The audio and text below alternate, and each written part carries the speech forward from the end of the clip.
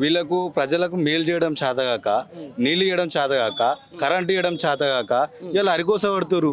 Urea విషయంలో అయినా, నీళ్ళ విషయంలో అయినా, కరెంటు విషయంలో అయినా 24 గంటలు కష్టపడి కరెంట్ తెప్పించింది కేసీఆర్.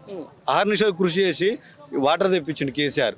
ఉన్న వాటర్ను కూడా నువ్వు ఆంధ్రాకు తరలించి తెలంగాణకు అన్యాయం చేస్తున్నావు. నువ్వు తెలంగాణ సీఎంవా, ఆంధ్ర సీఎంవా? సీఎం తెలంగాణకు, నీళ్లు ఆంధ్రకు. ఇది ఎట్లా భరిస్తారండి? కొట్లాడి తెచ్చుకున్న తెలంగాణ, కొట్లాడి తెచ్చుకున్న నీళ్ళు ఇలా ఆగమైపోతుంటే ఎట్లా ఊరుకుంటాం? అంటే మంచి చేసిన కేసీఆర్ పైన కేసులు పెడతారా? మేము ఎలా ఊరుకుంటామండి? ఊరుకోం. కష్టపడ్డాం కదా. మేము కాలేజీల టైంలో లాఠీ దెబ్బలు తిన్నాం. ఇదే ధర్నాలో, ఇదే వలిగొండలో.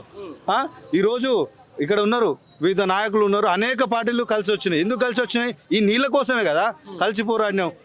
ఈ భూమి కోసమే కదా కలిసి పోరాడినాం. అలాంటప్పుడు మరి ఈరోజు కాంగ్రెస్ పార్టీ సీఎం అయినటువంటి రేవంత్ రెడ్డి ఎట్లా ఇస్తాడు? ఆ నీళ్ళని ఎట్లా కమిషన్ ఎట్లా వేస్తాడు కేసీఆర్ పైన? తెలంగాణ కోసం కొట్లాడిన కేసీఆర్ పైన కమిషనా? ఏది ఆయన సొంతం కోసం కొట్లాడలేగా? మరి దీన్ని మేము తీవ్రంగా ఖండిస్తున్నాం.